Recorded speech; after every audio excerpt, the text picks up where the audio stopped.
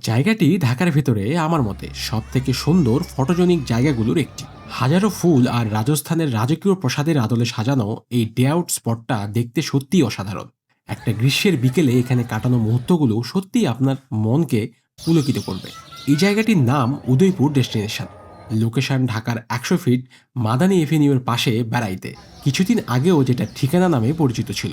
এখানে আছে ফুলে ফুলে সাজানো সুন্দর একটি থিম ভিলেজ। ঠিক পাশেই রাজস্থানী স্টাইলে বানানো নান্দনিক এক প্রাসাদ, যার পাশে বিশাল সবুজ মাঠ, শান্ত একটা পুকুর। পুরো জায়গাটাকেই যেন একদম প্রকৃতির মাঝে হারিয়ে যাওয়ার মতো। আর তাদের রেস্টুরেন্টটা দেখতে একটু সুইচ ভাইবের, খুবই ইউনিক। তবে এই সৌন্দর্যের মাঝেও একটা জিনিস আমার কাছে খারাপ লেগেছে। এখানে আলাদা কোনো এন্ট্রি ফি নেই, কিন্তু প্রবেশ করতে হলে অবশ্যই খাবার অর্ডার করতে হবে। পার পার্সন প্রায় ১২০০ টাকা, বাচ্চাদের জন্য কমপক্ষে ৭৫০ টাকা, যেখানে ফুড অপশানও খুব বেশি না।